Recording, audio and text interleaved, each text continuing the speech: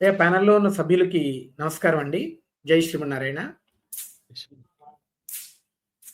మన ఏలూరు నుంచి శ్రీమాన్ బికేఎస్ఆర్ అయ్యంగార్ గారు, అలాగే హైదరాబాద్ నుంచి శ్రీమాన్ యాదగిరి స్వామి వారు కూడా ఇప్పుడు మన ప్యానెల్‌లో ఉన్నారు. ప్రధానంగా ఇప్పుడు మనం మాట్లాడుకునే అంశం భద్రాచల దివ్యక్షేత్రం గురించి. చాలా రోజులుగా ఆహ్, పేరు లేని ఛానెల్సు, ప్రాముఖ్యత పొందాలనుకునే యూట్యూబర్సు చాలా ఎక్కువగా దానిలో మాట్లాడుతూ ఉన్నారు. అయితే అసలు ఇది ఏమిటి నిజం? ప్రధాన మీడియా ఎందుకు పూర్తిగా మౌనంగా ఉంటున్నది అనే విషయం మనకేం అర్థం అవ్వట్లేదు. ఇదేం రాజకీయ అంశం కాదు. సనాతన ధార్మిక అంశం. ధార్మిక అంశంలో కూడా సత్యాలు చెప్పనందుకి మరి వాళ్లకు ఎందుకు ఇబ్బంది కలుగుతున్నదో అర్థం కావటం లేదు.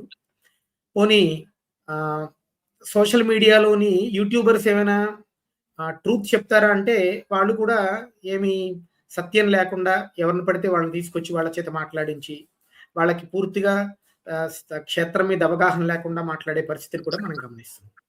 సో, ఈ నేపథ్యంలో మీకు ప్రస్తుతం జరుగుతున్న పరిణామాల మీద కాసేపు మీకు తెలియజేసి, తర్వాత మీ అభిప్రాయాలు కూడా చెప్పవలసిందిగా ప్రార్థనండి. ఇప్పుడు భద్రాచలం అంశం మీద ఏదో కోర్టులో ఉంది, అక్కడేవో వాదనలు వినిపిస్తున్నాయి అనే మాట మాట్లాడుతున్నారు.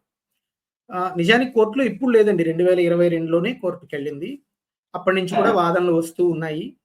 ఇందులో ఎవరో ముగ్గురు సభ్యులు ప్రైవేట్‌గా కంప్లెయింట్లు వేసున్నారు. భద్రాచలంలో ఏవో మార్పులు జరిగిపోయి గోత్రాలు మార్చేశారు, ప్రవరలు మార్చేశారు. 2012కి ముందు ఒకలా చెప్పారు. 2012కి తర్వాత ఇంకోలా చెప్పారు అని రకరకాలుగా మాట్లాడుతూ ఉన్నారండి. అయితే నిజానికి నాకు అర్థం కాని విషయం ఏంటంటే, అసలు ఈ ప్రైవేట్ సభ్యులకి, అక్కడ చెప్పే గోత్ర ప్రవరలకి, అక్కడ జరిగే పూజా విధానాలకి అసలు ఏ రకంగా సంబంధం ఉంది? తర్వాత నిజంగా మారాయా? లేకపోతే వీళ్ళు ఎవరిదైనా చెప్పింది విని మాట్లాడుతున్నారా? దాని దగ్గర వాళ్ళకేమైనా ప్రూఫ్‌లున్నాయా? అసలు భద్రాచల చరిత్ర ఏం చెప్తున్నది? మన దగ్గర ఉన్న పుస్తకాల ఆధారంగా చూస్తే అసలు భద్రాచల చరిత్ర ఏం చెప్తున్నది? ఇలాంటి విషయాలు మాట్లాడుకునే సందర్భంగా ఈ ప్రైవేట్ పిటిషనర్స్ ఎవరా అని మేము గమనించామండి. గమనిస్తే మాకు అర్థమైంది ఏంటి అంటే, ఒక ఆయన రామదాసు వారసుడుగా ఆయనకాయనే ప్రకటించుకుంటాడు. ఏ ప్రభుత్వం ఆయన్ని ప్రకటించలేదు. ఆయనకాయనే ప్రకటించుకుని, ఆయనే వారసుడిగా చెప్పుకుని, ఆయనేదో వేసినట్టుగా మాట్లాడతాడు. నిజానికి రామదాసు గారి 10వ తరం వారసులుగా ప్రభుత్వం చేత రికగ్నిషన్ పొందిన కంచర్ల శ్రీనివాస్ గారు ఉన్నారండి. వారు భద్రాచలంలో ఏ మార్పు జరగలేదు అని చాలా క్లియర్‌గా చెప్తున్నారు. అలాగే వారి తర్వాత వచ్చిన తూము నరసింహదాస్ గారు, వరదదాస్ గారు, వారికి సంబంధించిన వంశపారంపర్యకులు కూడా ఇప్పుడు ప్రెజెంట్ ఉన్నారు. వాళ్ళు కూడా భద్రాచలంలో ఏ తప్పులు జరగలేదండి, చాలా సిస్టమాటిక్‌గా ఉంది, ఇబ్బంది లేదు అని చెప్తున్నారు. అలాగే అక్కడ ఉన్న అర్చకులు కూడా ఏం జరగలేదండి, మేము ఎప్పటినుంచో చేస్తున్నాము, ఇది ఎప్పుడో మా వంశపారంపర్యంగా వస్తున్న పరంపరనే మేము కొనసాగిస్తున్నాం అని వాళ్ళు చెప్తున్నారు. సరే, పోనీ ఎవరు మారుస్తున్నారా అంటే, ప్రభుత్వం కూడా అర్చకులు ఏం తప్పు చేయలేదు, అర్చకులు యథాతథంగా పాత పద్ధతినే కొనసాగిస్తున్నారు అని ప్రభుత్వం కూడా చెప్తున్నదండి. కమిషనర్ గారు ఉత్తర్వుల ఆధారంగా ఈఓ గారు కూడా పబ్లిక్ నోటీస్ రిలీజ్ చేశారు. మరి ఎవరు మారుస్తున్నారు? వీళ్ళు చేస్తున్న పోరాటం ఎవరి మీద అనేది కూడా కొంచెం హాస్యాస్పదంగా కనిపిస్తున్నదండి. సమాజం ఏమో ఏం తెలుసుకునే పరిస్థితిలో లేకుండా ఇదేదో నిజమే మారిపోతున్నది అనుకునే భావనలో ఉన్నారు. అయితే అసలు ఈ ఈ ఈ మార్పు దాని గురించి యాదగిరి స్వామి వారు మీ తరపున అసలు ఏమిటి భద్రాచలంలో అసలు మార్పు అనే విషయం ఏమిటి వీళ్ళు మాట్లాడుతున్నది? ఏ సందర్భంగా మాట్లాడుతున్నది? కొంచెం దీని మీద మీరు మరింత వివరణ అందజేస్తారని ప్రార్థన చేస్తున్నాం స్వామి. నమస్కారం అండి సభ్యులందరికీ కూడాను. మామూలుగా భద్రాచల క్షేత్రం అనేది ఒక విలక్షణమైనటువంటి క్షేత్రం. అది దీంట్లో ప్రజలకు తెలియనటువంటి, సామాన్యమైనటువంటి భక్తులకు తెలియనటువంటి ఒక విశేషం ఉంది. ఏమిటంటే, రాముడు ఎక్కడున్నా రాముడే.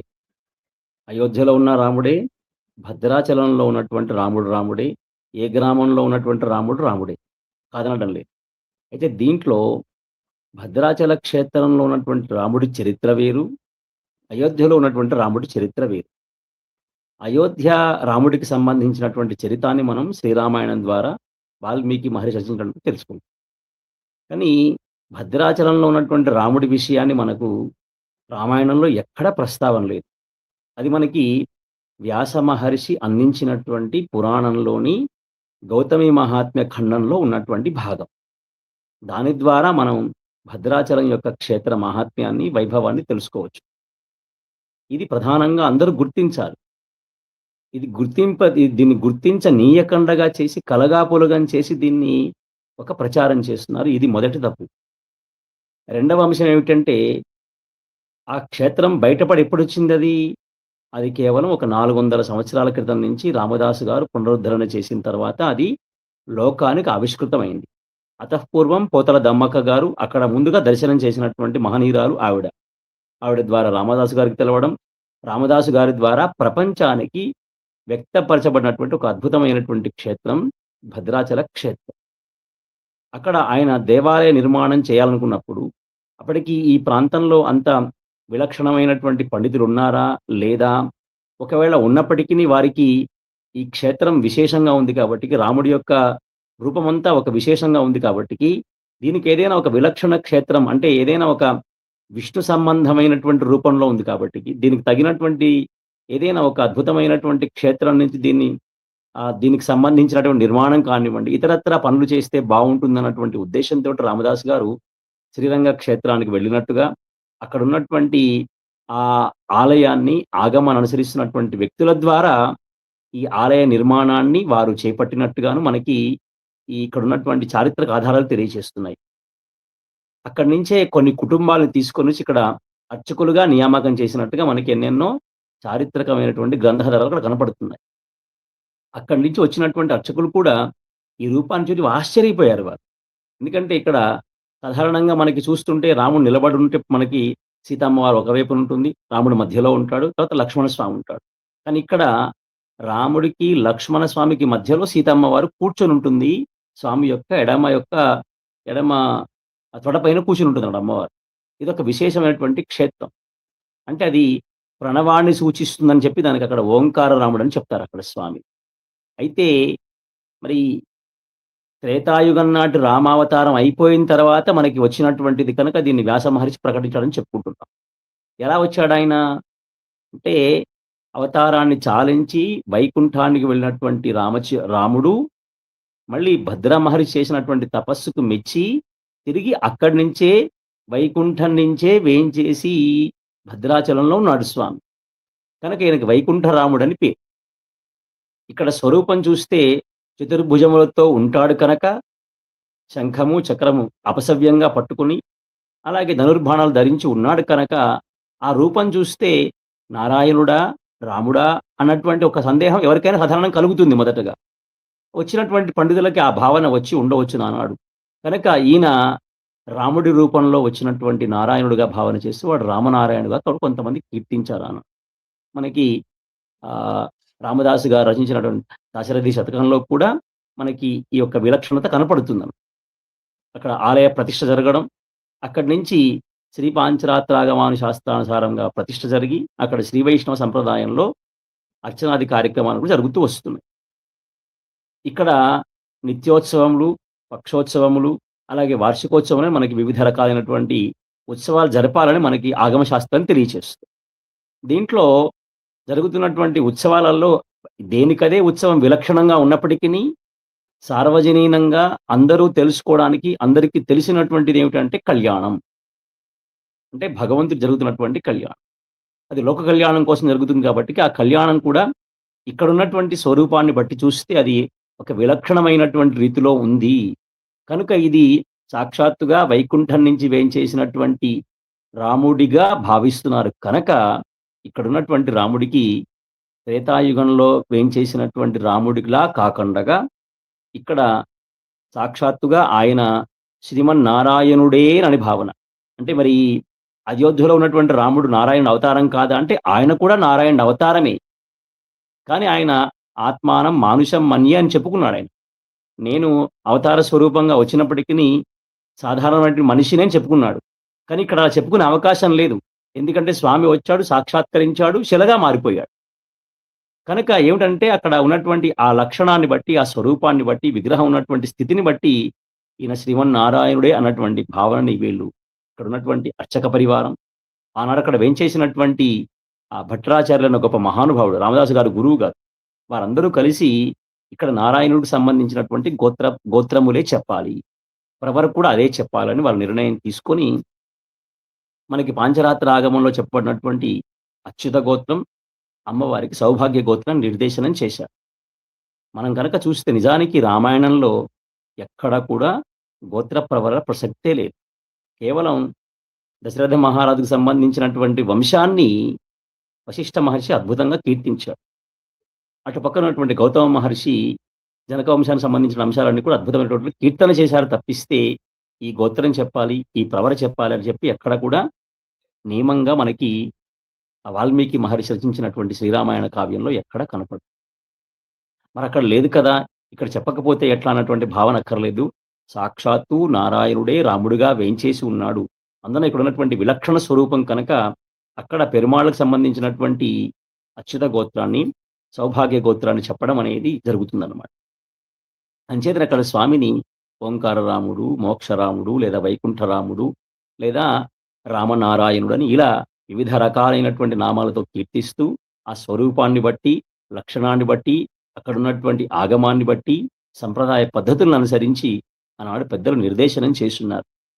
దానికి సంబంధించినటువంటి స్పష్టమైనటువంటి చారిత్రక ఆధారాలు మనకి గ్రంథ రూపంలో ఇప్పటికి లభిస్తున్నాయి అంటే అనేది ఇప్పుడు ఏదో ఒక ఉద్దేశం. మార్చేశారు అంటున్నారు కదా స్వామి. మీరేమన్నా మార్పునేమన్నా మీరు విన్నారా? మీరు గమనించినంత వరకు ఏదో 2 మార్చేశారు గోత్ర ప్రవరలు అని చెప్పి ప్రచారం చేస్తున్నారు కదా! ఇదేమన్నా మీరు ఎప్పుడైనా విన్నారా? ఏమిటసలు గోత్ర వీళ్ళది? గోత్ర ప్రవలు మార్పు చేయడం అనేది ఎప్పటికీ జరగలేదండి. ఎందుకంటే, ఇప్పుడు మనము ఒక మాట చెప్తాను. ఇప్పుడు మనం వేదం నేర్చుకుంటున్నాం. ఋగ్వేదం ఉంది, యజుర్వేదం ఉంది, సామవేదం ఉంది, అథర్వవేదం ఉంది కదా! వాటిని వ్యాస మహర్షి విభాగం చేసినప్పటి నుంచి ఉన్నటువంటి ఆ ఋగ్వేద సంహిత గానివ్వండి, యజుర్వేద సంహిత గానివ్వండి, సామవేదం, అథర్వవేదం కానివ్వండి. ఆనాడు ముఖతః చెప్పుకున్నారు. దాన్ని ఇప్పటికీ నేర్చుకుంటున్నారు. ఇక ముందు కూడా నేర్చుకుంటారు. ఒక అక్షరం మార్చే అధికారం మనకి లేదు. ఆనాడు పెద్దలక్కడ ఏదైతే ఏర్పాటు చేశారో, అవే గోత్ర ప్రవరని వాళ్ళు చక్కగా పఠిస్తూ వస్తున్నారు తప్పిస్తే, ఎక్కడ కూడా మార్పు చేసినట్టుగా మనకు తెలియటం లేదు. కాకపోతే జనసామాన్యంలో ఒక నానుడి పడిపోయింది. అదేమిటంటే, రాముడికి వశిష్ఠ గోత్రం చెప్తారు. అలాగే సీతమ్మ వారికి గౌతమస గోత్రం చెప్తారు ఎక్కడైనా కూడా అన్నటువంటి ఒక నానుడి ఉండడం చేత, లౌకిక వ్యవహారంలో చాలా చోట్ల అలాగే చేస్తున్నారు. కానీ భద్రాచలంలో వేరేగా చెప్పేటప్పటికీ, భద్రాచలంలో ఒకలా, బయట మరొకలా చెప్పడంతోటి వీళ్ళకి ఇది మార్పు చేశారేమో, మార్చేశారేమో అన్నటువంటి భావన బహుశా ఈనాడు మాట్లాడుతున్నటువంటి వ్యక్తుల్లో కలిగి ఉండవచ్చునని నా యొక్క ఉద్దేశ్యం. ఎంచేతనంటే, ఆనాడు మనకి అంత విశేషంగా అంటే కలిగి ఈనా కలిగి ఉండడం అనే దానికంటే కూడా వాళ్ళ ఆ పాయింట్‌నే ఒక దుష్ప్రచారం చేయాలి, ఒక అసత్య ప్రచారం చేయాలి అనే భావన కూడా ఏమైనా ఉందంటారా? ఎందుకంటే మనం అది అది పరిశీలన చేస్తుంటే మనకెక్కడ మార్పు చేసినట్లుగా కనిపించలేదు స్వామి. మనం 2005, 1884, 1984 ఆల్ ఇండియా రేడియో రికార్డింగ్ గాని, మీరు 2005లో సుబ్బిరామరెడ్డి హ్మ్. గారు టీటీడీకి చైర్మన్‌గా ఉన్నప్పుడు వారొచ్చి ఇచ్చినప్పుడు ఉన్న రికార్డింగ్ గాని, హ్మ్. 12 గాని, 2015 గాని, 2021 గాని, మీరు కంటిన్యూగా మన దగ్గరున్న అన్ని ఆధారాల్ని పరిశీలన చేస్తే, అక్కడ అయ్యో! ఎవరు మార్చినట్లుగా, గోత్రం మార్చినట్లుగా ఎక్కడ ఏ సంవత్సరం కనిపించలేదు స్వామి. మరి ఎక్కడి నుంచి ఇంత అసత్యానికి వీళ్ళు ఎలా చెప్తున్నారు? పోనీ ఎవరైనా ఏమైనా ప్రూఫ్ చూపించారా? మీ నోటీస్‌కేమైనా ప్రూఫ్ వచ్చిందా? మీరేమైనా చూసారా? అయితే నేననేదేంటంటే, కలిగి ఉండవచ్చునేమో అని కంక్లూజన్ చేయడంలా, వీళ్ళ యాహ్! యొక్క భావనని వీళ్ళు ఇలా వ్యక్తపరుస్తున్నారనమాట. కానీ అక్కడ దానికి సంబంధించినటువంటి గ్రంథ రూపంలో ఉన్నటువంటి ఆధారాల్లో కూడా ఎక్కడా మార్పు లేదు. అలాగే మనకిప్పుడు మీరు చెప్పినటువంటి ఏవైతే రికార్డింగ్స్ లభిస్తున్నాయో, ప్రస్తుతం మనకు అందుబాటులో ఉన్నాయో, వాటిల్లో కూడా ఎక్కడ కూడా గోత్ర ప్రవరలు మార్చినట్టుగా మనకి కించిత్ కూడా అనుమానం పడనవసరం అవసరం లేదండి. ఎందుకంటే, హుహు. మనకి ఆనాడు ఆకాశవాణిలో ప్రతి సంవత్సరం కూడా రామకళ్యాణం చక్కగా వినిపించేది. ఇప్పటికీ ఉన్నాయి. హ్మ్. దాదాపు గంటన్నర, 2 గంటల, 3 గంటల ఆడియో రికార్డింగ్స్ మన అవైలబుల్ ఉన్నాయి. యూట్యూబ్‌లో కూడా ఉన్నాయి. వాటిలో ఎక్కడ కూడా గోత్రం కానీ, ప్రవర కానీ మార్పు చేసినట్టుగా ఏమాత్రం లేదు. కానీ మార్చారేమో అన్నటువంటి భావనని వీళ్ళ మనసుల్లో కలిగి, దాన్నే జనాల మీద బలవంతంగా రుద్దే ప్రయత్నం చేస్తున్నారు తప్ప, అక్కడ ఎట్లాంటి మార్పు కూడా ఇప్పటి వరకు జరగలేదు. ఇక ముందు కూడా జరిగే అవకాశం లేదు. ఎందుకంటే ఎవరైనా అక్కడున్నటువంటి సంప్రదాయాన్ని, ఆగమాన్ని, ఆ ఆలయం యొక్క చారిత్రక వ్యవస్థని కాపాడాలనే ప్రయత్నం చేస్తారు ఎవరు చేసినా కూడా. దాన్ని అయ్యో! ధ్వంసం చేయాలన్న ఆలోచన ఎవరికీ రాదండి. ఎందుకంటే ఒక చరిత్ర నాశనం అయిపోతే ఆహ్, ఆహ్, ఆ క్షేత్రము లేదా ఆ ప్రాంతం యొక్క మనుగడే ప్రశ్నార్థకంలో పడిపోతుంది. కాబట్టికి దాన్ని నాశనం చేయాలని ఎవరు కోరుకోరు కదా! ఎట్లా మాట్లాడతారు వీళ్ళు ఆ నాశనం చేయాలన్నటువంటి దృక్పథం వాళ్ళలో ఉంటుందా? ఎందుకంటే వాళ్ళ యొక్క జీవనాధారమే అది కదా! ఎక్కడి నుంచో శ్రీరంగ క్షేత్రం నుంచి ఆనాడు రామదాసు గారు మహానుభావుడైనటువంటి తీసుకొచ్చి ఇక్కడ పెట్టి, మీరు ఈ దేవాలయం జాగ్రత్తగా చేసుకోండి. ఇదే మీకు సార్థకమైనటువంటిది, ఇదే మీకు భుక్తి, ఇదే మీకు ముక్తి అని చెప్పితే, వాళ్ళకి అన్నం పెట్టినటువంటి ఆ క్షేత్రాన్ని నాశనం చేసి వాళ్ళ యొక్క జీవనాధారాన్ని పోగొట్టుకుంటారు ఎవరైనా కూడా. వాళ్ళకి జీవన భృతిని పోగొట్టుకుంటారు. కనుక అక్కడ ఎట్లాంటి మార్పు జరగలేదు. ఇక ముందు కూడా జరిగే అవకాశం లేదనేది మా యొక్క స్పష్టమైనటువంటి ఉద్దేశ్యం. అయ్యా! సో, మీరు మంచి చక్కని పాయింట్ చెప్పారు. చారిత్రక ఆధారాలు, ఏమిటి చెప్తున్నది క్షేత్ర మహత్యం, చరిత్ర పరిశీలిస్తే ఏమి చేస్తున్నది అన్న విషయం మీద మా అయ్యంగార్ స్వామివారు చాలా సుదీర్ఘమైన అధ్యయనం చేసి ఉన్నారు దాని మీద. అయ్యా తమరు అసలు ఈ చారిత్రక నేపథ్యం ఏమిటి? అన్న విషయం కొంచెం అందరికీ తెలియజేయవలసిందిగా ప్రార్థన స్వామి. నమస్కారం అండి. అందరికి నమస్కారం. అదే వాస్తవాలు యాక్చువల్‌గా చూస్తున్నాం మనం. చాలా రోజుల నుంచి అబ్జర్వ్ చేస్తున్నాం. దాదాపు 15 సంవత్సరాల నుంచి. ఎక్కువగా మాకనిపిస్తున్నదేంటంటే, అవగాహన లేకపోవటం కొంత మహాపండితులు చాలా మంది అందులో నాకు చాలా మంది ఆత్మీయులు కూడా, స్నేహితులు కూడా, మంచి మిత్రులున్నారు. వాళ్ళు నాతో చాలా బావుంటారు. కానీ ఈ సబ్జెక్ట్‌కొచ్చే సందర్భంలో కానీ, లేకపోతే వాళ్ళు రాస్తున్న గ్రంథాల విషయంలో గాని చూస్తే ఏంటంటే విష్ణువు కావాలి గానీ, వైష్ణవుల పట్ల మాత్రం ద్వేషం ఉంది. విష్ణువు మాత్రం వాళ్ళు గౌరవిస్తారు.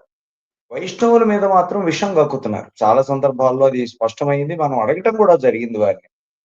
ఒక ప్రవచనకారుడైతే ఈవెన్ చక్రాంకితాలని కూడా చాలా, చాలా దూషణ విధంగా మాట్లాడడం, భగవద్ రామానుజాచార్యుల వారిని కూడా దూషణ చేయటం, ఇవన్నీ కూడా చాలా గమనించాం. వారి యొక్క వాక్కుల్లో, ప్రవచనాల్లో అన్ని చోట్ల కూడా మనం పెట్టుకునే స్వరూపాన్ని కూడా వాళ్ళు విమర్శిస్తున్న సందర్భాలు చాలా ఉన్నాయి. అవన్నీ కూడా వ్యక్తికి కూడా మనం ఫోన్ చేసి వాళ్ళతో మాట్లాడవలసిన అవసరం మనకు లేదు. వాళ్ళు కూడా విజ్ఞులే కాబట్టి ఆ విజ్ఞతగా వదిలేసాం. ఎంత విజ్ఞులో వాళ్ళే నిర్ణయించుకోవాలి. సో, విష్ణుమూర్తిని వాళ్ళు దూషించట్లా. వాళ్ళేం చేస్తారంటే వైష్ణవుల మీద మాత్రం విషం కక్కేందుకు ఒక ప్రత్యేకమైన ప్రణాళికాబద్ధంగా ప్రకటన చేస్తూ ముందడుగు వేస్తున్నారు. పోనీ నిజమే. ఒకవేళ నిజంగా గనక అంత ద్రోహమే గనక చేసినట్లయితే, అంత తప్పే చేసినట్లయితే తప్పనిసరిగా మనమందరం కూడా శిక్షార్హులమే. కానీ ఒక పరిశోధకుడుగా కొంతమంది ఇందులో పరిశోధకులని చెప్తున్న పుస్తకాలు రాస్తున్న వాళ్ళు కూడా, అటు తిరుపతి దేవస్థానం మీద కూడా వైష్ణవులకు సంబంధించిన అంశంలో, జీఆర్‌లకు సంబంధించిన అంశంలో, రామానుజాచార్య వారికి సంబంధించిన అంశాల్లో కూడా విషం కక్కుతూ వాళ్ళు రచనలు చేశారు. అంతే కాకుండా చాలా గొప్ప గొప్ప పండితులని చెప్తున్న వాళ్ళు కూడా చాలా హ్మ్. వాళ్ళు వాళ్ళు కురిపిస్తున్న విమర్శలు, సద్విమర్శలు చేస్తే తప్పనిసరిగా జవాబివ్వచ్చు కానీ, కువిమర్శలు చేయటం, తర్వాత విపరీతమైన దూషణలకు పాల్పడడం కూడా చేస్తున్నారు. ప్రధానంగా వాళ్ళందరికీ టార్గెట్ ఎవరయ్యా అంటే, ఈ రోజున స్టాచ్యూ ఆఫ్ ఈక్వాలిటీ ఇంత ఘనంగా నిర్వహించి, నిర్మాణం చేసిన రామానుజాచార్యుల వారికి ఇంత స్వరూపాన్ని ఏర్పాటు చేసిన మరి పరమహంస పరివ్రాజకులు మన చిన్నజీయర స్వామి వారి పట్ల వారికి వీళ్ళందరికీ కూడా విపరీతమైన ద్వేషం ఉంది. వారు ఏం మాట్లాడినా వారు సెన్సిటివ్ టార్గెట్. వారి మీద ఒక్కసారి ఒక 100 మంది పడిపోతే వాళ్ళు 200 మంది అయిపోయి మొత్తం అన్ని శాఖల్ని ఆక్రమణ చేసేసి, ఇక అటు మీడియా కావచ్చు, లేతే మరోటి కావచ్చు అన్ని శాఖల్ని చేసి ఆఖరికి దీంట్లో ఈ సమాజంలో ఉన్న వాళ్ళలో అన్ని రకాల వృత్తుల వాళ్ళని కూడా ఏకం చేస్తూ ఒక ప్రత్యేకమైన ప్రణాళికాబద్ధంగా టార్గెట్ చేసుకుంటూ వాళ్ళందరూ విషం కక్కుతున్నారు. వాళ్ళందరూ విషం కక్కే దాంట్లో భాగంగా వాళ్ళు చేస్తున్న దూషణలు కూడా చాలా భీకరంగా ఉన్నాయి. ఒకాయన అంటాడు ఈ మధ్యన ప్రవచనాల్లో చిన్నజీయ స్వామి వారు రియల్ ఎస్టేట్ యజమాని అంటాడు ఒక స్వామీజీ. ఆ స్వామీజీకి మనం చాలా సపోర్ట్ చేసాం వారికి సంబంధించిన అంశాలన్నిట్లో. ఈ అంజనాద్రికి సంబంధించిన అంశాల్లో కూడా చాలా మనం అందరం కూడా సపోర్ట్ చేసాం. మనం అందరం కూడా వాస్తవానికి బోలెడంత డేటా మనం సమర్పణ చేసాం. ఎందుకంటే వారు చాలా సక్రమైన పద్ధతిలో వారు ప్రయాణం చేస్తున్నారు. కానీ వారు కూడా చిన్నజీయ స్వామి వారిని చాలా దూషణగా మాట్లాడారు. వారు మాట్లాడింది కూడా రియల్ ఎస్టేట్ వ్యాపారాలు చేస్తున్నాము. రామాంజులు వారి విగ్రహం తీసేసి ఇది పెడతావా?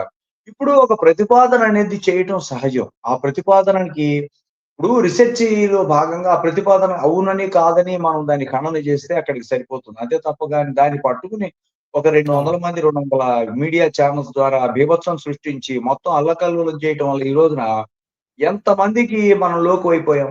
ఈ రోజున తిమ్మతయ్య స్వామి వారిని కావాలని కోరుకునే చాలా మంది కూడా న్యూట్రల్ గా వ్యవహరిస్తూ వారి పట్ల విషయాన్ని కక్కడం మొదలుపెట్టారు. సో ఇవన్నిటికి తార్కాణం ఏంటంటే వైష్ణవ ద్వేషం అనేది ప్రధానంగా కనబడుతోంది. సరే, మనం ఈ అంశాలన్నీ దృష్టిలో పెట్టుకుని భద్రాచలం ఆస్పెక్ట్ వచ్చేప్పటికి చూస్తే అక్కడ ఆగమం మార్చి 3 ప్రశ్నలు మనం ఉదయిస్తాయి. ఒకటి, ఆగమం మార్చారంటే లేదు, పాంచరాత్ర ఆగమే. అయితే అక్కడ జరుగుతున్న కళ్యాణ క్రతువులో ప్రవర్లు మార్చారు అంటున్నారు.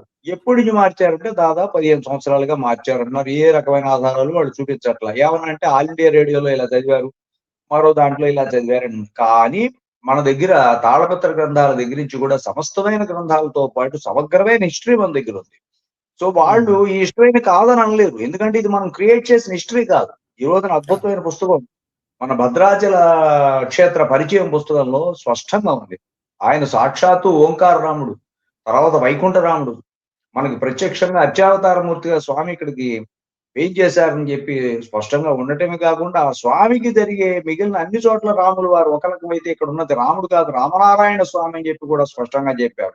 అయితే బయట బోర్డు ఎందుకు అలా ఉందండి, ఎండోమెంట్స్ వాళ్ళు అలా ఎందుకు రాశారండి అంటే, శివాలయం అనే ఉంటుంది ఆలయానికి లోపల చంద్రమౌళేశ్వర స్వామి, కుక్కుటేశ్వర స్వామి, వీరలింగేశ్వర స్వామి, మహాలింగేశ్వర స్వామి, అమరలింగేశ్వర స్వామి 100 పేర్లు ఉంటాయి, కానీ శివాలయమే అంటారు.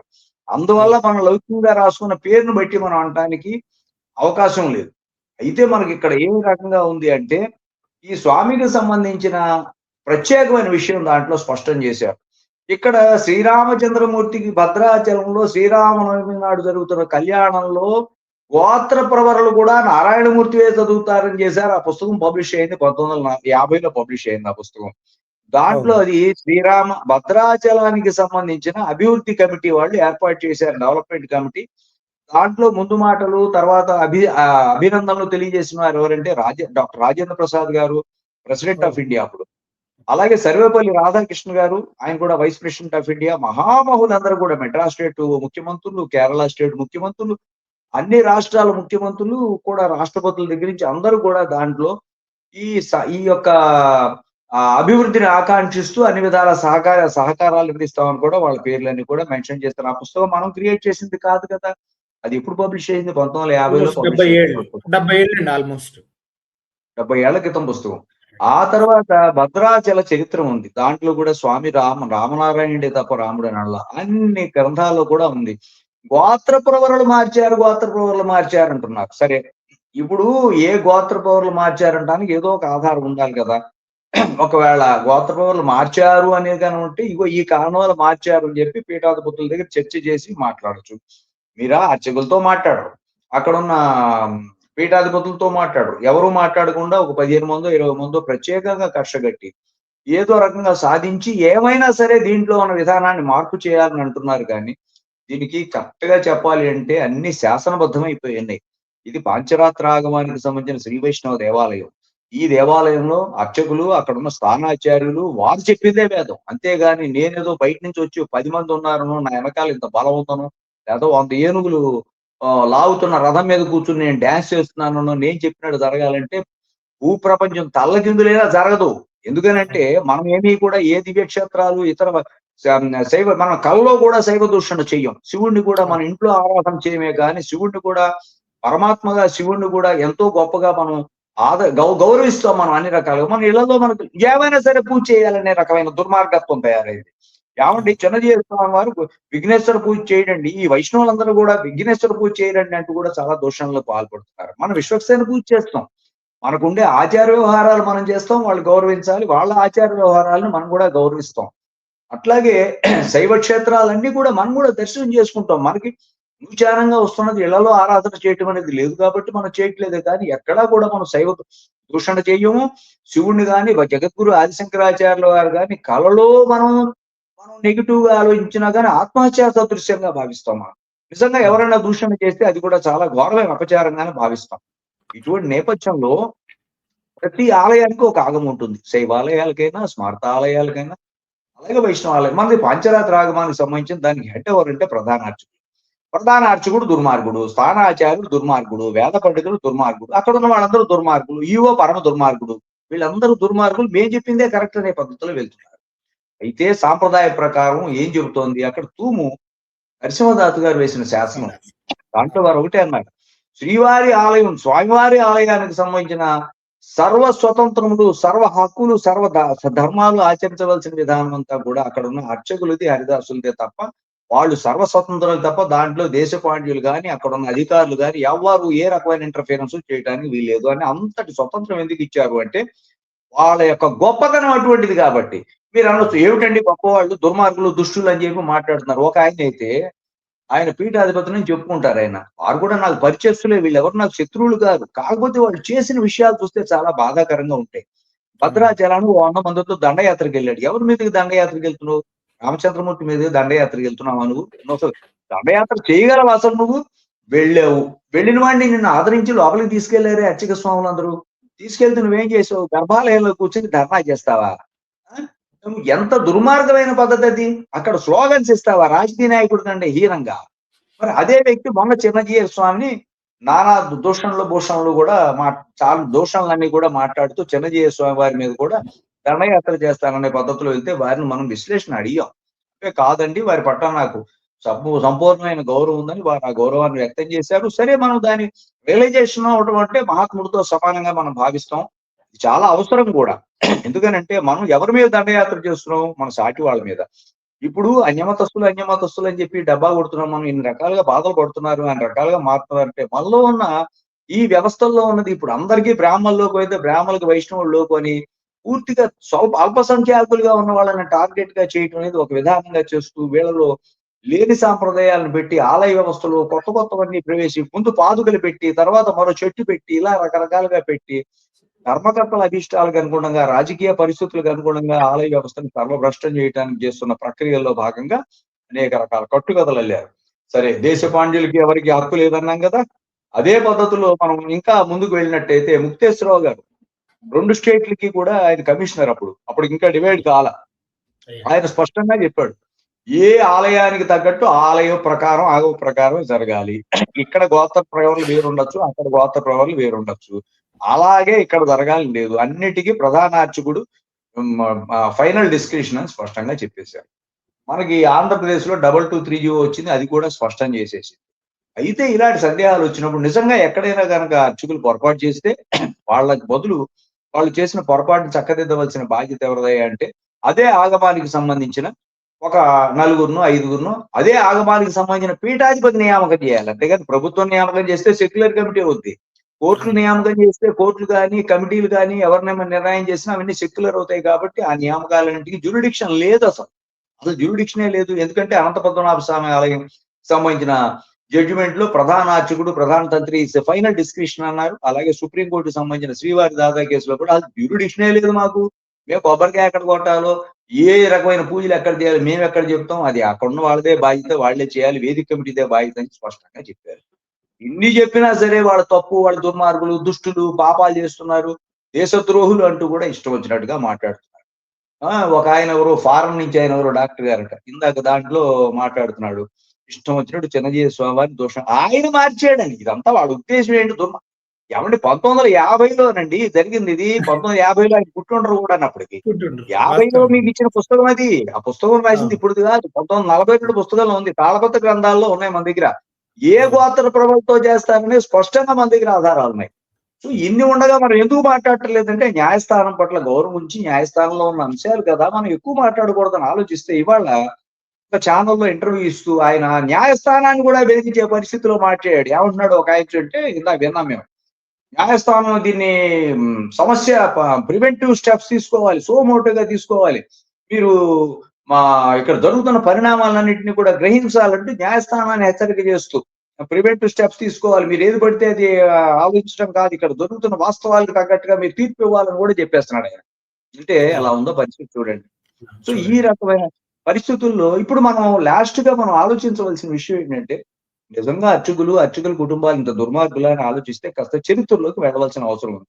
మనం వేస్తే 1769 మీకు సమయం ఉందండి? అయ్యో ఉందండి. 1760కి సంబంధించిన ఘట్టాలు మనం ఖచ్చితంగా తెలుసుకోవాలి. అర్చకులను మనం ఈ రోజున వాళ్లే కనుక లేకపోతే భద్రాచలమే లేదు.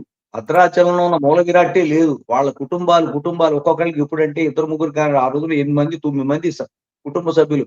5 కుటుంబాలని వాళ్ళు తీసుకొచ్చాక అక్కడి నుంచి ఆ ప్రాంతాల నుంచి రామదాసు గారు వాళ్ళు తీసుకొచ్చాక తర్వాత ముసల్మానుల దండయాత్రలకి గురవటంలో భాగంగా ధంసా అన్నవాడు అప్పుడున్న ముస్లింకి సంబంధించిన పాలకుడు వాడు దండయాత్ర చేయడానికి వస్తున్నాను భద్రాచలం దోచుకోవడానికి అని చెప్పి కబురు వీళ్ళకి తెలిసింది. వెంటనే ఉన్న అర్చకులందరూ కూడా మొత్తం ఏవేవి ఉన్నాయి అవన్నిటిని కూడా ఎక్కడెక్కడ దాచాలో అక్కడ దాచేశారు. మూల విరాట్టు కనపడకుండా ప్రత్యేకమైన గోడ కట్టేశారు. గోడ కట్టేసి అందులో ఉన్న అమరవాదికి సంబంధించిన అర్చక కుటుంబానికి సంబంధించిన వయోవృద్ధుడైన ఒక ఆయన అక్కడే ఉంచి, నాయన నువ్వు ఏదో తిప్పలు పడుతుంది, ఈ తిప్పలు నువ్వు పడు, మేము ఉత్సవ విగ్రహాలు తీసుకుని పారిపోతున్నాం అని చెప్పి నిలువుగా పారిపోయారు. పోలవరం పారిపోయారు. పోలవరం దగ్గర పారిపోయి ఎక్కడో తలదాచుకున్నారు. అక్కడి నుంచి దాదాపు 8 సంవత్సరాల పాటు ఉత్సవ విగ్రహాలు లేకుండా, స్వామికి సంబంధించిన కళ్యాణాలు లేవు, క్రతువులు లేవు. ఇవన్నీ కూడా ఎలా చేశారు? ఉన్న అమరవాదికి సంబంధించిన ఆయనే ఆ గోడకు రంధ్రం పెట్టి ఆ రంధ్రంలోంచే మూల విరాట్కి ఉపచారాలన్నీ చేస్తూ మళ్ళీ ఆ రంధ్రాన్ని ఎవరికి కనపడకుండా చక్కగా మూసివేస్తూ ఆ రకంగా చేసుకుంటూ స్వామిని సేవించుకుంటూ వచ్చారు. ఈ దండయాత్రకు వచ్చిన వాడికి ఇక్కడ ఏమీ కనపడలేదు. సరే ఏవో ఉన్నవేవో కొన్ని విగ్రహాలు తగలెట్టి ధ్వంసం చేసి వాడు పోయాడు వాడి ద్వారా. తర్వాత మళ్ళీ కూడా 2, 3 సార్లు ప్రయత్నాలు జరిగినాయి. సో ఈ రకంగా భద్రాచల శ్రీరామచంద్రమూర్తి అజ్ఞాతవాసం మళ్ళీ చేయవలసి వచ్చింది. దాదాపు 7 సంవత్సరాల పాటు ఆయన మళ్ళీ ఏ రకమైన పూజా కార్యక్రమాలు లోపల జరుగుతున్నా, మూల విరాట్కి ఏదో రకంగా చేస్తూ ఉన్నా అసలు ఆలయానికి ఉత్సవ విగ్రహాలు వచ్చే పరిస్థితి లేదు. అక్కడి నుంచి మీకు ఇప్పుడు ఛత్తీస్గఢ్ లో ఉన్న బస్తర్ ప్రాంతంలో ఉన్న కమలాపురంలో కొంతకాలం తలదాచుకోవాల్సి వచ్చింది. అక్కడ ఉన్న ట్రైబల్స్ అందరూ కూడా స్వామిని సేవలు చేసుకున్నారు. అక్కడి నుంచి మళ్ళీ అశ్వారావుపేటకి సంబంధించిన ప్రాంతానికి ఈ కుటుంబాలన్నీ ఒకళ్ళిద్దరు కాదు, ఒక్కొక్క కుటుంబంలో అర్చక కుటుంబంలో 20 మంది, 15-20 మంది చొప్పున దాదాపు 50-60 మంది. ఇన్ని గ్రామాలు తిండి తిప్పలు లేకుండా అక్కడికి వెళ్ళి సేవలు స్వామి కోసం చేస్తున్న త్యాగధనులైన కుటుంబాలకు సంబంధించిన అర్చక కుటుంబాలే. వీళ్ళందరూ తర్వాత మళ్ళీ పరిస్థితులు చక్కబడ్డాక వాళ్ళు వచ్చి మళ్ళీ స్వామిని ప్రతిష్ఠ చేసి కార్యక్రమాలన్నీ కూడా సవ్యంగా చేసుకుంటూ వాళ్ళు అంత త్యాగశీలతో చేసే వ్యక్తుల్ని వాళ్ళని ఇన్ని రకాల మాటలు పడుతూ 15 సంవత్సరాలుగా మనం ఇంత హింసకి గురి చేస్తున్నామంటే ఇది ఒక్కసారి ఈ చరిత్రని మరి చరిత్రకారులు విజ్ఞులు కాబట్టి ఇవన్నీ కూడా వాళ్ళు కూడా పరిగణలో చూసుకోవాల్సిన అవసరం ఉంది. అలాని మనమేం సానుభూతి చూపించి మన అర్చకుల్ని తప్పు చేస్తున్నారు కాబట్టి వాళ్ళు మీరందరూ కూడా కనికరించండి అని మేమంటల్లా. వాళ్ళు ఏ రకమైన తప్పు చేయట్లా, ప్రాణమైనా తీసుకుంటారు కానీ వాళ్ళు తప్పులు చేయరు అనేది ఖచ్చితం. మన గ్రంథాలన్నిటికీ మన సమూలమైన మన దగ్గర ఆధారాలు ఉన్నాయి. ఎవరు ఎప్పుడు ఏ క్షణంలో వచ్చినా ఏ డిబేట్ కైనా మనం సిద్ధంగా ఉన్నాం, కానీ రారు.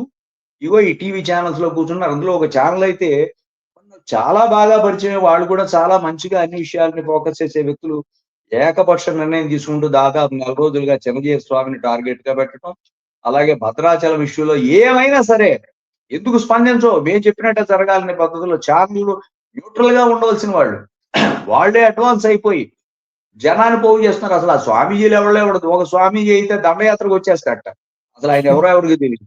సో ఈ రకంగా బెదిరింపులు, సో నీ మజిల్ పవర్స్ లేదా నీ మ్యాన్ పవర్స్, అసలు కోర్టులో ఉన్న న్యాయస్థానంలో ఉన్న దాని మీద విశ్వాసం లేదా మీకు? మనం అంతా ఎందుకు మౌనం వహిస్తున్నాం? ఇంత న్యాయస్థానంలో ఉన్న సబ్జెక్ట్ ని మనం ఎంతో బ్యాలెన్స్డ్ గా జాగ్రత్తగా ఎందుకు మాట్లాడుతున్నాం మనం? ఎందుకనంటే ఆ గౌరవం ఇచ్చి తీరాలి. మనం న్యాయస్థానంలో ఉంది, న్యాయస్థానం ఇచ్చే తీర్పుని శిరసావిస్తూ ఎవరికి నచ్చకపోయినా వాళ్ళు తగ్గ రీతిలో వాళ్ళు దానికి సరైన జవాబుని మనం చెప్పుకోవచ్చు, దానికి తగ్గట్టుగా వెళ్ళొచ్చు. కానీ చరిత్రని వక్రీకరించడం, గ్రంథాలు చదవకపోవటం, అలాగే ఆగమాలని ఇంటర్ఫీర్ అవ్వటం, this is nothing but interference in ఆగమ సిద్ధాంతాలని ఆలయ వ్యవహారంలో వైష్ణవ ఆలయాల విషయంలో ఇంటర్ఫీరెన్స్ అవ్వటం అనేది ఇది పరమ దుర్మార్గం. ఇదే పరిస్థితి కొనసాగితే ఖచ్చితంగా ఏంటంటే దీనికి తగ్గ రీతిలో జవాబు చెప్పాల్సిన అవసరం కూడా ఉంటుంది. అందుకు మేము కూడా ఏమి వెనకాడేది ఏం లేదు. కానీ దీనివల్ల పరిణామాలు ఏంటంటే 5వ సమాజానికి మనం అందరం కూడా మనం నిలబడి వెనుదనుగా సపోర్ట్ గా చేయవలసిన వాళ్ళ మనలో మనం పంతాలు పట్టింపులు పోకూడదనే భావం మాకు కూడా ఉంది. మేము కూడా దాన్ని ఎప్పుడు ఆహ్వానించాం. ఇప్పటికైనా మించిపోయింది లేదు. గ్రంథాలు చదివి చక్కగా ముందడుగు వేస్తూ ఎవరి లిమిట్స్ లో వాళ్ళు ఉంటూ ఎవరి ఆగమాలకు సంబంధించిన ఆలయాలను వాళ్ళు కాపాడుకుంటూ అందరం కలిసి యావత్ వ్యవస్థని కూడా కాపాడుకుందామని ఈ సందర్భంగా మనవి చేస్తాం. గారు కరెక్ట్ అండి మీరు చెప్పింది. ఇందులో ఒక విషయం మీకు చెప్పాలి. అంటే మేము కూడా కొంత పరిశోధన చేస్తే మాకు అర్థమైంది ఏంటంటే, ఇందాక మీరు అమరవాది వారు అని చెప్పారు కదా, ఆ అమరవాది వారి కుటుంబం ఇప్పటికీ ఉన్నారండి. వాళ్ళ పారంపర్యం ఇప్పటికీ ఉంది. వారితో మేము మామూలుగా అడుగుతుంటే వారు చెప్పిన మాటలు మాకు ఇప్పటికి కూడా ఒక రకమైన ప్రేరణ కలిగించేయండి. వారు ఏమన్నారంటే, అయ్యా మేము గాని, అంటే నా వయసు సుమారుగా 50 ఏళ్ళండి, మేము గాని 50 ఏళ్లలో ఎప్పుడైనా గోత్ర ప్రవరాలు మార్చినట్లుగా ఎవరైనా ప్రూఫ్ ఇస్తే మేము ఏ రకమైన శిక్ష వేసినా మేము సిద్ధంగా ఉన్నాము అని వారు ఓపెన్‌గా ప్రకటించారండి. అంటే ఇప్పుడు సాధారణంగా ఎవరైనా మార్చారు అంటే జనరల్‌గా వచ్చే ఐడియా ఏంటంటే ఎవరో కొత్త అర్చకులొచ్చారేమో, వాళ్ళకి పాత హిస్టరీ తెలీదేమో, లేపోతే ఎవరో ప్రభుత్వాధికారులు ఇతర మతస్థులు ఎవరైనా వచ్చారేమో, వాళ్ళకి హైందవ సంప్రదాయాల పట్ల, ఆగమాల పట్ల ఏ రకంగా అవగాహన లేదేమో, వాళ్ళేమైనా ఫోర్స్ పెడుతున్నారేమో అనుకుంటాం. ఇక్కడేంటంటేనండి చాలా విచిత్రంగా మీకు రామదాసు గారి వంశంలో ఉన్న కంచర్ల శ్రీనివాసరావు గారికి ఏ ఇబ్బంది లేదు. వారే ప్రస్తుతం 10వ తరం వారసులు. అలాగే తూము నరసింహదాస్ గారు సంబంధించిన తర్వాత వచ్చిన పెద్దలకి ఏ రకంగా లేదు. ఆ తర్వాత ప్రభుత్వానికి ఏ రకంగా లేదు. అర్చకులకి ఏ రకంగా లేదు. అసలు అందరూ కూడా ఏకాభిప్రాయంతో భద్రాచలంలో ఏ మార్పు జరగలేదు. అంతా చాలా సజావుగా చెప్తున్నారు. అయితే మాకు ఈ మధ్య ఇంకొక సందేహం ఏమొచ్చిందంటేనండి, భారతదేశ వ్యాప్తంగా అనేక రామాలయాలు ఉన్నాయి. అందరూ అయోధ్యరాములే. అయోధ్యరాముడు అంటే మాకు చాలా సెంటిమెంటు. కాబట్టి భద్రాచల రాముడికి 4 చేతులున్నాయి. ఓ 2 చేతులు తీసేయాలి అని కూడా డిమాండ్ పెడతారేమో స్వామి అన్న భయం కలుగుతున్నది మాకు. అంటే వీళ్ళు అడిగేదానికి ఇప్పుడు ఈరోజు అక్కడ గోత్రపరలో మార్చండి అని అడిగేవాళ్ళు రేపు పొద్దున 2 చేతులు తీసేయాలండి. 2 ఉండాలి. మాకు ఆ రాముడే తెలుసు. మాకు ఈ రాముడు తెలీదన్నా మనం ఆశ్చర్యపోగలుగుతండి. దీనికి అంతేదండి. అవును. అవునండి. అడిగేవాడికి అలాగే అంతే. ఉంది. ఎందుకంటే వాళ్ళు ఒప్పుకోవటంలా. అది రామనారాయణుడు అంటానే మేము ఒప్పుకోమని చెప్తున్నారు. స్పష్టంగా ఒప్పుకోరు. రామనారాయణుడు కాదు రామచంద్రమూర్తి ఆలయం అది అని చెప్తున్నారు. మరి చతుర్భుజుడు శ్రీమన్నారాయణమూర్తి వైకుంఠం నుంచి వచ్చారా, ఆయన అత్యావతారమూర్తిని అన్నా సరే అయినా సరే రాముడే. రాముడే. సరే నీ ఇంకా అనుకోవడం తప్పులేదురా, పూజల విషయానికి వచ్చేప్పుడు ఆగమ ప్రకారం జరుగుతుందంటే అయినా సరే కుదరదండి. అంటే కుదరదు. ఎట్లా ఉందంటే నీకు తెలియదు, ఎదురువాడు చెప్పేది వినవు, నీ మూర్ఖత్వం నీకే పట్టుదల. ఏమైనా సరే దాన్ని నేను అనుకున్న పద్ధతిలో మార్చాలి అనుకుంటున్నావు. కానీ ఒకటి ఏంటంటే అందులో ఒకటి ఇచ్చారండి. ఆ పుస్తకాలు కూడా స్పష్టంగా ఏమని ఇచ్చారంటే పూర్వకాలం ఈ అర్చకులు మీరు అనొచ్చు మరి తూము నరసింహదాస్ గారు చేసిన శాసనం వల్ల అర్చకులు వీళ్ళు వాళ్ళు ఇష్టం వచ్చినట్టు వాళ్ళు చేసి తప్పులు చేసే అవకాశం ఉంది కదండి అనొచ్చు. ఒకవేళ నిజంగా అందులో ఏ ఒక్కళ్ళైనా సరే అలాంటి పాపకార్యాలు కనుక పాల్పడితే దాంట్లో ఆ శాసనాల్లో కూడా స్పష్టంగా చెప్పారు. ఇటువంటి పనులు చేసేవాళ్ళు వాళ్ళు నరకానికి పోతారు, నిర్వంశం అయిపోతారని కూడా శాపాలు పెట్టారు. దాంట్లో వంశమే లేకుండా పోతుంది కానీ శాపాలు పెట్టారు. రెండోది ఇంకో ఏం చేశారు, మీరు స్వామికి నిత్య ధూపదీప నైవేద్య కైంకర్య ఉత్సవ మహోత్సవాలన్నీ కూడా ఎంత సక్రమంగా చక్కగా చేస్తూ దానికి సాంప్రదాయ రీతిలో పాంచరాత్రాగమ రీతిలో స్పష్టంగా ఉంది. దాంట్లో పాంచరాత్రాగమ రీతిని ప్రవేశపెట్టింది కూడా రామదాస్ గారే అనే పుస్తకాలు కూడా స్పష్టంగా మన దగ్గర ఆధారాలు ఉన్నాయి. అలా చేసిన వాళ్ళకి మోక్షం స్వామి దగ్గరికి వాళ్ళు చక్కగా మోక్షం ప్రసాదించబడుతుందని కూడా వాళ్ళు దాంట్లో చక్కగా ప్రత్యక్షంగా మనం దాంట్లో మెన్షన్ చేశారు. అందువల్ల ఏంటంటే గోత్రనామాలు ప్రవర్లని పఠించాలి అనేది. ఇంకొకటి వాళ్ళు ఏం చెప్తున్నాడు, ఇందాక ఆ పండితుడు డాక్టర్ అని చెప్తున్నాడు యుఎస్ఏ నుంచి, వాడికి అసలు నిజంగా వాడు అనుకోవడం అంతటి పండితుడిని, కానీ ఎన్ని దుర్భాషలాడాడు. యాక్చువల్ గా వాడిని ఎలాగైనా సరే టాలరేట్ చేస్తున్నాం. ఎందుకు టాలరేట్ చేస్తున్నాం అంటే పద్ధతి కాదు. వాళ్ళు మన వాళ్ళే ఆలోచిస్తున్న కొద్దీ కూడా దేశ ద్రోహం కేసు పెట్టాలి జిఆర్ స్వామి మీద అంటాడా? నువ్వు దేశంలో ఉండి మాట్లాడు. దేశంలో ఉండి మాట్లాడితే ఎవరు దేశ ద్రోహులో తెలుస్తాం. అది వదిలేసాయి. అదియాక నువ్వు ఏమిటయ్యా నీ ఇష్టం వచ్చినట్టు నువ్వు బిహేవ్ చేస్తున్నావు అని చెప్పి ఏకవచనంలో మాట్లాడుతున్నాడు. ఇష్టం వచ్చినట్టుగా నోటికి ఎంత వస్తే అంత మాట మాట్లాడుతున్నాడు. ఆయన యుఎస్ఏలో ఉంటాడట, డాక్టరేట్ కూడా ఆయన అంటాడు ఏమిటి నీ స్టాచ్యూ ఆఫ్ ఈక్వాలిటీలో నువ్వు వేరే గోత్ర ప్రవలతో వాళ్ళు చేయబోతుంటే అడ్డుకుని నువ్వు ఇక్కడ భద్రాచలంలో ఉన్నట్టు చేయమని చెప్పి అంటారు అన్నట్టుగా కూడా నా దగ్గర ఆధారాలు ఉన్నాయి. ఎవరి గుళ్ళు ఎవరి సాంప్రదాయానికి తగ్గ రీతిలో వాళ్ళ ఆగమ ప్రకారం వాళ్ళు భద్రాచలాన్ని ఫాలో అయితే నీకేమిటి రోగం, నీకేమిటి బాధ ఏమిటి, నీకేమన్నా ఒళ్ళు కొవ్వెక్కి ఇష్టమైనట్టు కొట్టుకుంటున్నావు, నేను ఎవరు అడగట్లేదని. ఇంకోటి పిచ్చి వేషాలు వేస్తే ఎట్లా జవాబు చెప్పాలో మాకు తెలుసు. నువ్వు ఏదైనా ఉంటే శాస్త్ర చర్చ చెయ్యి. నువ్వు పండితుడివే, గొప్పవాడివి కాదని అంటల్లా. నువ్వు ఎంత గొప్పవాడివైనా సరే నిన్ను మించిన వాడు ఎవడుంటాడు, నన్ను మించిన వాడు ఎవడుంటాడు అని జ్ఞానం ఉండాలి మనకి. నోరు పారేసుకోవడం కాదు ఎక్కడో ఉన్నాం కదా అని చెప్పి తొక్కి నారదీస్తున్నాం ఒక్కొక్కడిని పట్టుకుని పిచ్చి మాటలు మాట్లాడాడంటే. ఏం మాట్లాడుతున్నారు? ఎవరు ఇష్టం వచ్చాడు వాడు నోరు పారేసుకోవటమా? మీరు మాట్లాడండి, శాస్త్ర చర్చ చేయండి, తప్పనిసరిగా చేతులు ఎత్తి దండం పెడతాం. తప్పులు కనుక చేస్తే తప్పనిసరిగా మా అర్చకులు మేము కూడా వచ్చి పాదాభివందనం చేస్తాం. అంతేగాని వ్యక్తిగత దూషణలకు పాల్పడటం, దేశద్రోహులు అంటాం, దుర్మార్గులు అంటాం, ఏది పడితే అది ఇష్టం వచ్చినట్టు మాట్లాడటం, విషయం కక్కోవటం, ఇవన్నీ కూడా ఏమిటి? మన హిందూ సమాజానికి ఏం చెప్పదలుచుకున్నాం మనం? ఆలోచించాలి, ఒళ్ళు దగ్గర పెట్టుకోవాలి మాట్లాడేటప్పుడు. అసలు ఆ ఛానల్లో ఎవరో స్వామీజీలు దాన్ని తీసుకొచ్చాడు. వాళ్ళకి బుద్ధి లేదు అసలు. వాడు స్వామీజీలు అని చెప్పుకోవటానికి కూడా ఎవరో కానీ తెలియదు వాళ్ళని. వాళ్ళు స్వామీజీ అంటే స్వామీజీలు వాళ్ళు ఎంత ఎదవలో మాకు తెలుసు, వాళ్ళ బతుకులు మాకు తెలుసు. కానీ ఎందుకు ఊరుకున్నామంటే రోడ్డు ఎక్కడం మంచిది కాదు అని. కానీ వాళ్ళు రోడ్డు ఎక్కినప్పుడు వాళ్ళని కూడా రోడ్డు ఎలా ఎక్కించాలో మాకు తెలుసు. ఒళ్ళు దగ్గర పెట్టుకోవాలి. ఏమిటో 100 మంది వచ్చి ధర్నా చేస్తే ఇక్కడ అందరూ భయపడిపోయి చెమటలు ఎక్కేసుకుంటారా? ఖచ్చితంగా దాని తగ్గ రీతిలో జవాబు చెప్పమా ఏంటి? ఏం భయపడే వాళ్ళు ఎవరు లేరు. ఎంతకాలం భయపడతారు? ఏదో అల్పసంఖ్యాకులు కదా, తక్కువగా మాకు వీళ్ళ అవసరం లేదనే భావంతో ఉన్నారు. ఇప్పుడు వాళ్ళ వాళ్ళ అభిప్రాయం కూడా ఎలా ఉందంటే వీళ్ళు ఎవరు మాకు అక్కర్లా, వీళ్ళు అసలు మా మనుషులే కారని పద్ధతిలో ఉన్నారు.